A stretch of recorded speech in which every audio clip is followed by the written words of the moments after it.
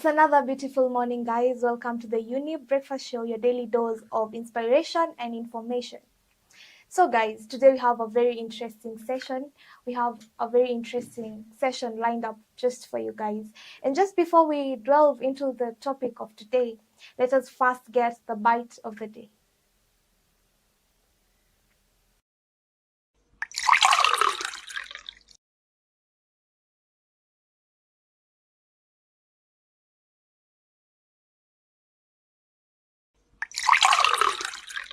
We've been talking about mental health. But you know what, guys? We've been talking about it theoretically, but today we have a practical bit of it. We have someone who has undergone that process, someone who has been there before, and he's going to share with us his story. I will be your host, Maryann Gatu, and remember that this show is proudly brought to you by Younib TV and Muchina. So right about now, I want to introduce our guest for today. Guys, you're not ready for this. It will be an interesting and a very educative session for you guys. So as you all know, that we've been talking about mental health. But you know what, guys? We've been talking about it theoretically, but today we have a practical bit of it. We have someone who has undergone that process, someone who has been there before, and he's going to share with us his story. I will be your host, Maryann Gatu, and remember that this show is proudly brought to you by Younib TV and Muchina. So right about now, I want to introduce our guest for today. Guys, you're not ready for this. It will be an interesting and a very educative session for you guys. Karibu sana, Benard. Asante. Can you just give a brief description about yourself? Tujue Benard Ochola ni nani? Ndio. Asante sana, Maryann. First of all, my name is Benard Ochola. I was born in 1988 on 28th February in Siaya, and then I became located to Nairobi. My hobbies were playing rugby and cooking, but I've done so many other things like community-based organizations. Currently, my career is laboratory technologist and biochemistry, but currently, since I lost my sight, I'm now pursuing psychology. Thank you. Thank you so much. Karibu sana. Feel at home. This is the Younib Breakfast Show. Feel at home. So, guys, have you heard? He's a biochemistry practitioner, right? Yes. So, the journey is long. The story is so long. We want to take you bit by bit, the way that this story started, the way this journey started. And I want us to give him time to tell us how it started, because he was not born visually impaired. There's somewhere that it started. So, Mr. Benard, can you tell us how this journey started? Okay. I lost sight on 2016, around June, if I'm not wrong. And I lost my sight after I was undergoing a depression, which I don't notice for a very long period of time, at least a year. So I was taking alcohol and other drugs while I was pursuing my career. I did not know that these drugs will eventually harm me. So in the end, in the long run, I came to realize that something is not right. I started doing weird things, and my friends and families started raising eyebrows to me. Benard, there's something that you're doing that are not going well with us. Can you please stop taking alcohol? No. Little did I know the consequences of taking alcohol will lead me to my loss of sight. I still continued taking alcohol. So it reached a point where there was no alcohol, and I decided to take methylated spirit, a chemical, CHO3, OH. So when I consumed this chemical, that is when I realized that I cannot see. But I did not realize immediately. I thought I was sleeping. When I tried to locate the switch and switch the lights on so that I could see, I realized that I cannot see. So then when I recollected my senses, I realized that I was blind. So that's when we started rushing to the hospital, and then eventually I was told that I'm total blind. Thank you. Thank you very much. So you've told us that you started taking alcohol. Can you tell us like the specific reason or what led you into taking alcohol? It is just lost. I just lost hope in life. The things that I was doing after spending a lot of money in university, I could not able to. I could not secure a permanent job. I could not secure a decent job.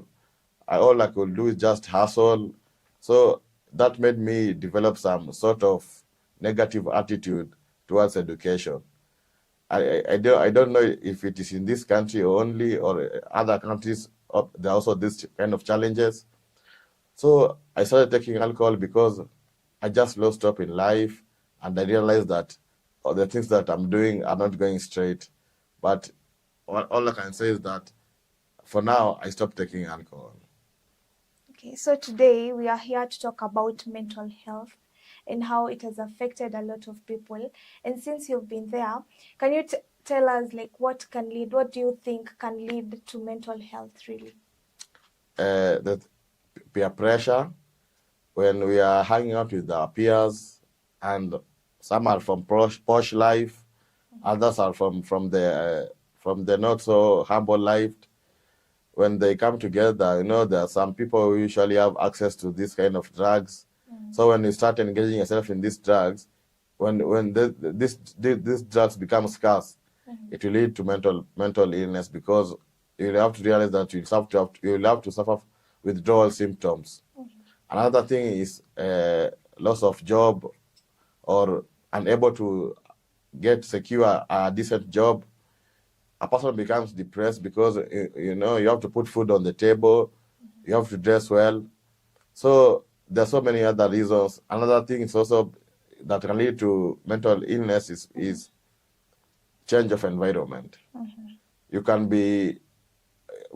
have good motives, we are well brought up, but when you change environment and you go to maybe the leafy suburbs, then you realize that is this a club or is this an estate? You'll find people who have already indulged in these drugs day in, day out. And then before you know it, you have already succumbed to them. Yes. So according to your story, there is somewhere that you told us you had sight before, but then you later lost your sight. So how did you adapt to all that change? You were doing your own things, but now you're not doing your own things. How did you adapt to that? First of all, it was not easy to accept that the fact that I was sighted and then I lost sight. It was not something that you can take down the road. It was really, really, really hard. I did some crazy stuff. I can remember I was being confined, and it was not easy because first of all, to adapt, you have to move by your own. It becomes so difficult because you'll have to hit the wall, knock yourself on your feet on the bed. So I realized that the people realized that the only way that I could adapt fast is through confinement, which is not something that I can advocate for the person who was lost sight immediately. One thing that should have been taken care of is I should have been taken to a rehabilitation center immediately, and then being taught how to maneuver by myself. So I just sat down and got some social help because of my situation, and I was being counseled by a psychologist. I was taken to a rehabilitation center, and I was being told that I have to accept my situation and life will have to continue. Another thing that helped me adapt to my situation is because I also engaged with some people who had the same situation with me. They had lost sight while they were still on grade 4. So they told me that, Benard, you see, this is not the end of life. Can you please be serious with your life? And you realize after some time, people will not believe it that you can make it in life. So through this encouragement, I decided to adapt to my situation. And right now, I can tell you for free, there's nothing that's wrong with me. I'm just okay. Yes. So you've heard it, my guys. That's just the first segment. That's just a little bit of the story. We'll be back with more stories. If you have any questions, any comment, any compliment, any recommendations, you can send us your views on our social media platforms. That is Younib Media TV on YouTube and on Facebook and on Instagram and TikTok, Younib_TV, or you can SMS us through our WhatsApp number 071419144144.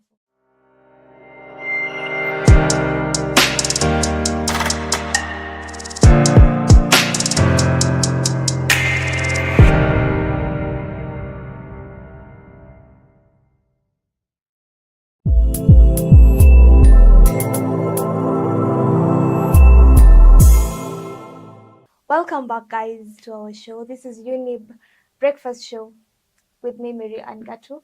And before the break, we were talking about how people embraced you when you found yourself in this situation. So we want to know, like, after you realized that you are blind, how did people perceive you? How did people really embrace you out there?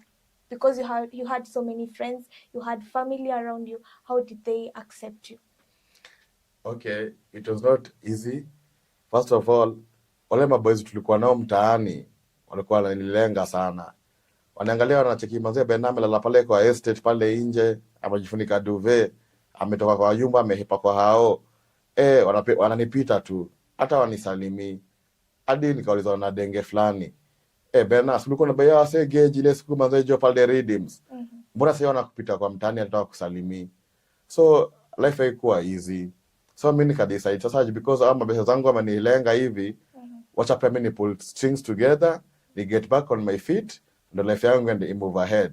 The same way walinilenga, the same way watu nikipanda tu juu. Okay, what about your family? At that moment, were you living alone, or you had your family around you? My mother and my dad were in the house and I was outside. They usually come in the evening waniambia Bena ingia kwa nyumba kuna nyesha. But mimi sasa mimi niko na depression. Kichwa yangu ni mzito, sioni, na imagine unaona tu giza, unaona green. Na mbona fadhe ingia kwa nyumba, naambia fadhe mimi naenda wapi kufanya nini? Najua nikiingia kwa hao hiyo siku sitatoka nje. So mimi nilikuwa nakata kuingia kwa hao. So familia yangu ilikuwa tu na mimi, wanapita waniangalia, ni Bena chukua shati uvae. Mimi sasa kuvaa shati, nasikia joto, sisikii poa. Nilikuwa na a lot of heat inside the body. So niko bare chest, niko na short yangu hapo. So nikaambia tu manze jo siku moja tu ndo nikaambia tu na best yangu Bena yenyewe ingia kwa kichwa kwa hao, sikuingia kwa hao. Wale nishika juu wakaninyanyua na mangumi mablows.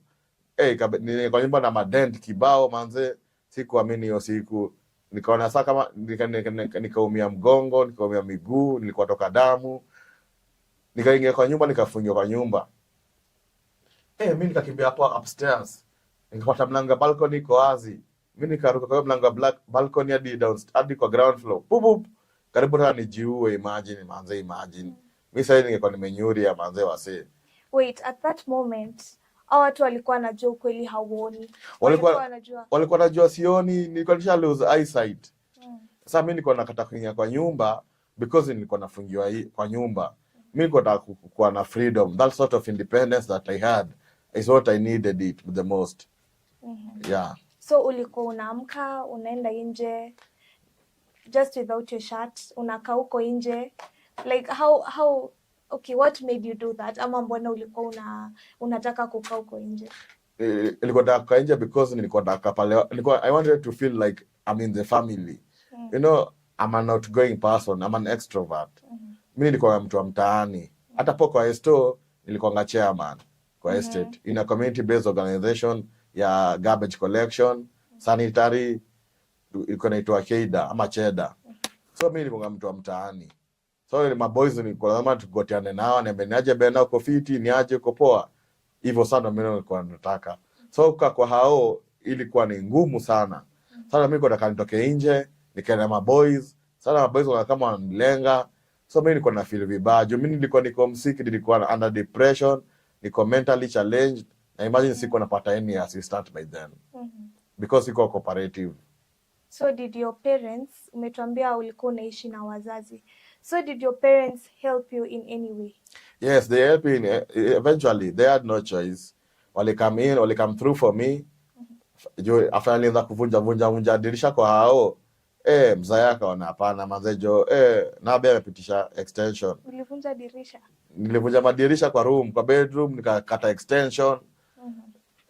Baridi nichape kwa mwili because nilikuwa nasikia kukua. Yani nilikuwa nibaki tu manze na birthday suit yangu yani. Because it was hot. Na mwili yangu ilikuwa hot. Ulikuwa hata ukinishika shingo. Unafeel manze jo usadekana wakanare nini. So manze jo nikavunja vitu kwa nyumba saa mzee akaona hapana manze jo wala tupeleka kijana OC. Akaita ambulance ikakaa na medical practitioners wakaninyanyua juu kwa juu nikaingizwa kwa ambulance nikapelekwa Mathare hospital wakani reject. Fadhila shindo sasa atafanya nini? A certain doctor akasema mpelekeni Life Bridge. Sasa nikaenda Life Bridge Hospital for rehabilitation. Okay, so after you realized like hauoni, you went back home kwa nyumba ya wazazi, or what did you do? Did you go to a hospital or something? Hapo ndio ngori sasa. Nilipelekwa Mama Lucy Hospital. Wakani reject. Ilikuwa ni around saa 1 in the evening. Wakani reject. Sasa imagine nilikuwa nahitaji manze joy first aid because hiyo time ningepatiwa at least alcohol ama ethanol inge reverse your effect na maybe ningekuwa say partially blind. Haingekuwa ni total blindness. So nikapelekwa Kenyatta mbio. Pelekwa Kenyatta ngori times 2. Imagine bogi yote ilinilenga. Niko tu kwa corridor nimelala. Hakuna mtu ananishughulikia. Mimi bado na hole in pain. Nerves zangu zimekuwa stiff. Na feel pain, legs in itch, my extremities na feel manze pain in my extremities. So nashindwa nifanye nini? Sasa mimi nimekaa hapo for 2 days. Ndo a certain doctor akuja kaza kuniatendia. By then it was too late. I'd already developed total blindness. So you've talked about your mental health. Ulienda ulikuwa to an extent ya kupasua madirisha kwa nyumba. So like after umepasua madirisha, wazazi wakaona this is getting worse, wakaamua to take that action. So like what can you tell parents out there if their children are undergoing that situation? How should they react, or how should they embrace their children? First of all, kitu ningetaka nianisho maparola watu wao wanaingilia kwa hiyo ngori ni wasikuwe quick to judge them. Alafu another thing accept first of all that any danger ama any hazard it may happen and we need to correct this situation.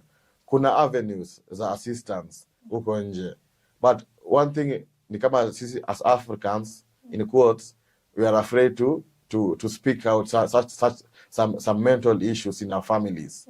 You don't know how to say that so and so as is mentally challenged. You feel so ashamed of yourself. So I would advise those folks who children are experiencing this situation, well, in this situation, they should just go and seek some avenues for assistance. Like for me, nilipata help through so many people. There's some teachers who usually came from blind school. They were neighbors in Donholm. At least wanakama wana blindfold madhe about tembea kutoka kwa main gate hadi kwa sitting room. Madhe anaenda kwa neighbor. Aizi na nyumba pale iko. So tangu hiyo siku nikarealize amechange attitude yake. Unaona? The same na father pia. So after walikuwa engaged, wakachange their own perspective and then so help ikana kuwa different sasa. Okay, so guys, you've heard it. Parents out there at home, you friends there at home, your family there at home. If there's someone that's undergoing something, just find a way to embrace it.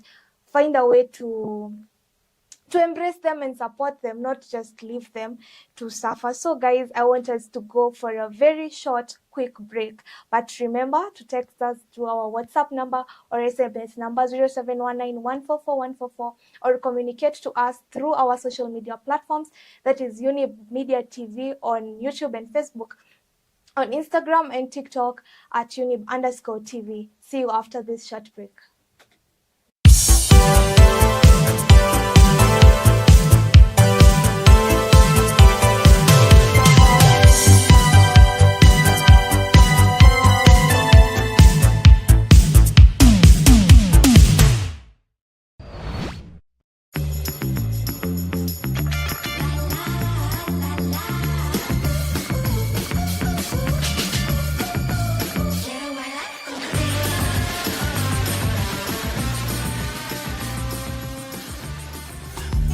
Never the best.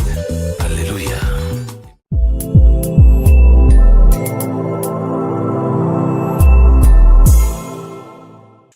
So before we went for the break, we heard that this was actually a suicidal case. This actually was a this story had reached a point that hapa alikuwa ameona kama si takufa, like there's no way I'm going to continue with my life. But guys, we have heard the way people supported him, some of the institutions that supported him, but nana sasa tunataka kujua, like after sasa you have received that support, now you want to get to your recovery journey. How did you start to recover, or who or what helped you recover? First of all, my best wali come through.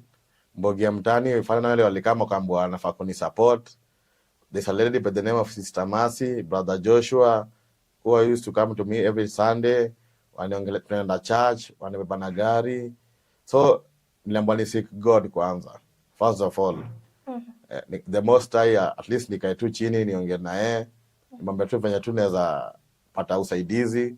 So nikaanza kwenda church, nikaanza kupatiwa hiyo support. Another thing pia ni teachers from Kenya Institute for the Blind used to visit me. Now, in fact, they usually come to visit me. In fact, it's a miracle. You can imagine, Mode atoka Langata hadi Koma na aoni, amepanda PSV peke yake, amefika kwa estate, amepanda senke peke yake, amekuja hadi mtaani, ameambiwa tu house number. On hadi tunaanza kusema, hadi tunaanza inakuwa sana sisi tunamuinterview. Ulifikaje? Umepandaje? So hiyo ikanipatia moral kwa life. Yaani nikaona kama unakuja peke yako sasa mimi nitakuwa nina peke yangu pia.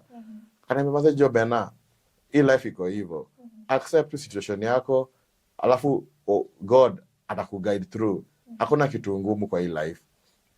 So ama model kama wakaanza kuniongelesha, wananiambia wananifundisha kutembea na white cane, wakani encourage kuniambia kwanza wewe Benard umesoma. So ushamaliza campus, aburudi ufanye counseling ama fanye nini. So mimi nikaanza kwenda kuona psychologist, anipatia advice. Pia mimi nikasema basi mimi hata mimi nikaenda after year niende blind school, nifundishe kusoma na lapi because braille nilikataa. So mimi hufanya ICT. So nikasema acha basi nikafanya psychologist hiyo UN. Yeah, that's why I can't help notice your shirt. Imeandikwa UN Faculty of Arts. Yeah. What can you say about it? Yeah, niko Faculty of Arts hapo UN. Nilijoin 2022 na wamekuwa supportive kwa studies zangu. Kwanza tuko na ofisi ya disability liaison hapo UN. Wamekuwa ukini encourage in case niko na challenges, naenda kwa ofisi napata hapo Madam Mildred, naongea na yeye, anisaidia. And so even life nina move pia kutoka shule kwenda kwa hostel, niko na my buddies, siwezi wasahau akina Favor, kina Ken, wamekuwa kinisaidia, na pia some foreign students. Foreign students kwanza hall naishi tuko na foreign students wako very supportive. So mimi sasa hii niko tu comfortable na at least niko happy, niko on my second year na pursue psychology. Oh, in UN? Yes, in UN.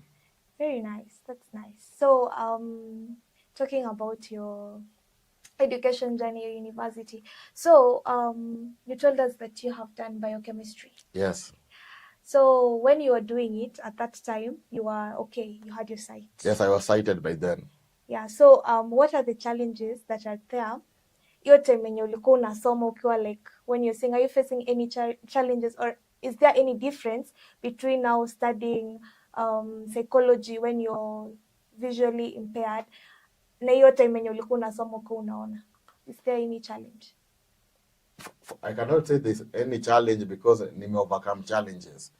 Ndio pursue vizuri education, lazima overcome challenges, ndio at least uwe able to score good grades.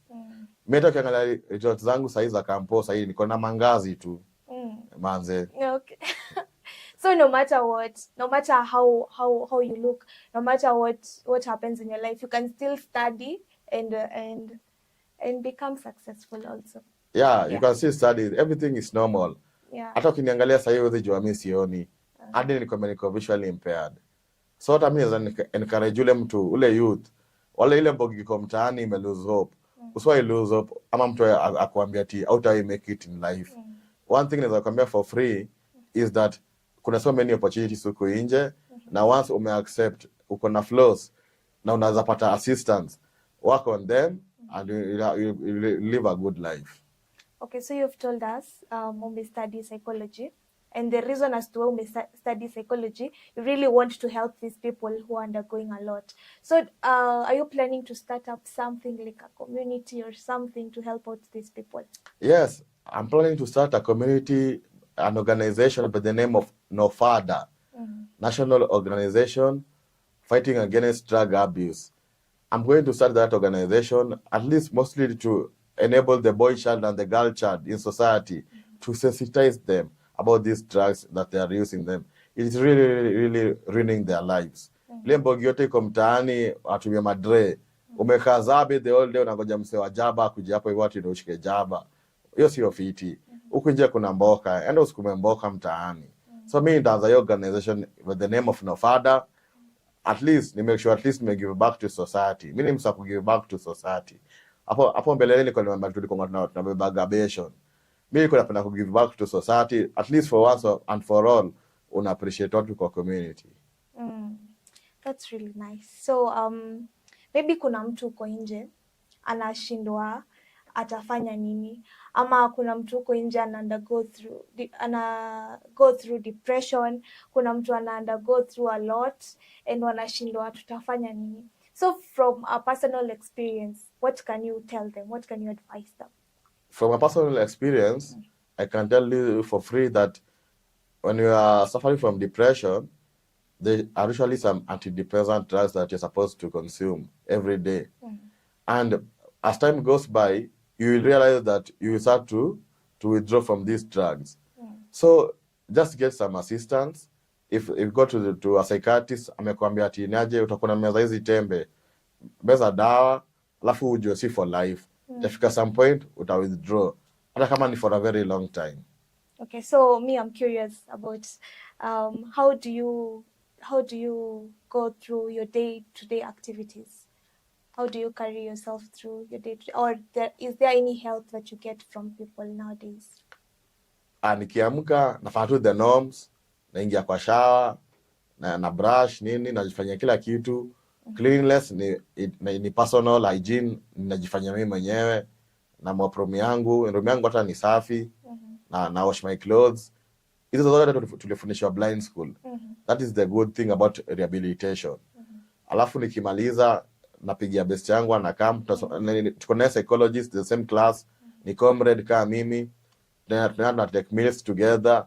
So the only assistance I get is during meal time, because that is the only thing I need assistance. Na kwenda shule, kuvuka main road, tazunye kama tunnel imejaa maji, tunatumia Uru highway.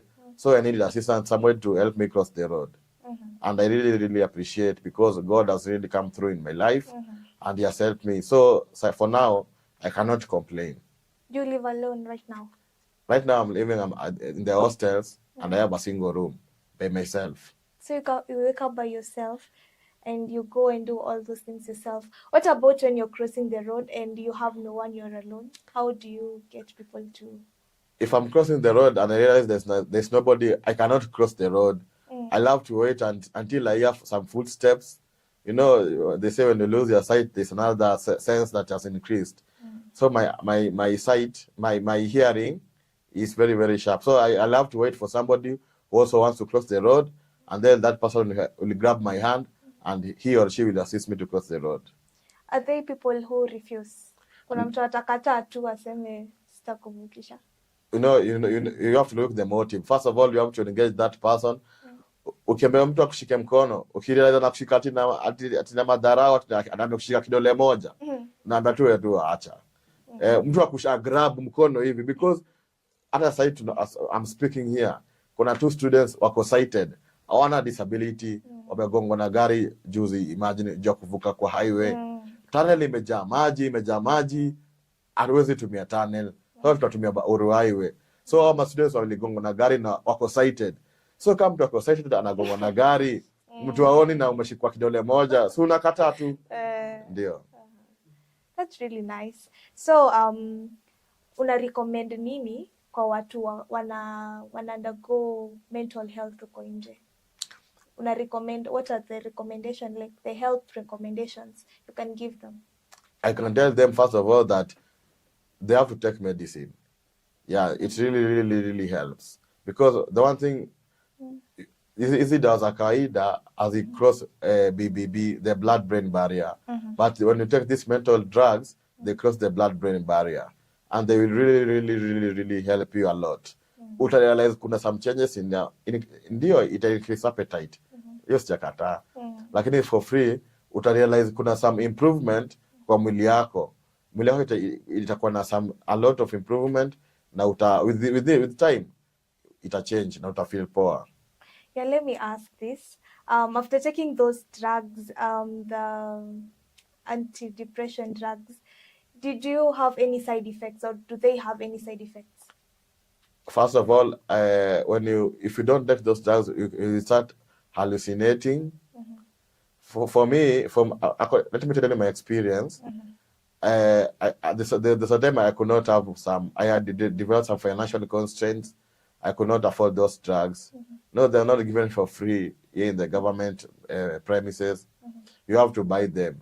And for a month, you have to buy them they cost at least 2,000.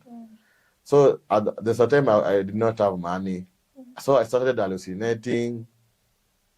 And then after a while, I developed edema. And then I realized that I became so moody. So there's some withdrawal symptoms. But when you take those drugs, then you become okay. So when you take the drugs, there's no any side effect? There are no side effects. Okay. So you've had it from a person who has undergone through this process, a person who has been there, guys. You've had what this trauma, this depression can cause, and we have had how to solve it and how to take care of yourselves, guys. Atumesikia, in any situation that you are in right now, you can overcome it and you can come through it strongly. If he did it, why can't you do it, guys? So if you're there at home watching us, from where you're watching us, you can send us your SMS, you can send us your comment, your compliment, your recommendation, guys. You can send it to us through our WhatsApp number 0719144144, or you can talk to us through our social media platforms. That is Younib Media TV on YouTube and on Facebook, and on Instagram and TikTok. You can follow us through our social media platform, which is Younib_TV. We also have our helpline number 0700 352250. I will repeat 0700 352250. So right about now, I want our guest to tell us what he has to tell youths out there, what he has to mentor or to tell youths out there, because he has transformed. He's a transformed person. He's a transformed let me use the word testimony. So I want him to tell us, to tell the youths out there what you have for them. Okay, tukikafunga mandume wote, madenge wote, mimi kwa tutaka niombe kitu moja. Najua mnakapitia pale mko. Sasa kwa sababu venye mandejo uchumi umekuwa juu sana, nataka tu mjue kitu moja. Mkiniangalia mimi hapa, is the transformation from worse to better. Na imagine sasa pale pale huko, believe in yourself. If you cannot stick your neck out of the water, you will not survive the storm. Lakini ukitujiambia tu utatoboa, imagine utatoboa. Mimi sasa hapa imagine sasa niko second year psychology student hapa UON. Imagine na tini niko nimenyuria sasa hivi kwa mshanisahau, mshanizika. So make sure tu umeaccept situation yako na ujue kitu moja, lazima utatoboa. So wase wanataka mental support ama mental help ama if you want to engage me in something, I'll leave you with my contacts. My number is 0741 068 341. 0741 068 341. And lastly, I'll finish by expressing my gratitude to all those people who have been there for me through thick and thin. If it was not for you, I would not have been here. My lecturers, my family, my pastors, my friends manze, wase wote manze jo wamenisaidia tu sana. Mimi naambia tu jo jaja ndata bless. Shukran. Very nice. Thank you so much for coming. Thank you. Tumefurahia kuwa na wewe siku ya leo. And thank you so much for sharing your story with us. We really appreciate it. So we have come to the end of our show today. Thank you for tuning in. Thank you for always tuning in to our channel. Thank you for always supporting us. Thank you so much, guys. We really appreciate you. And we want to say that we love you guys. I have been your host, Maryann Gatu. And of course, I am filling in for the lovely Penina Washera. Till next time, have a good day. Adios.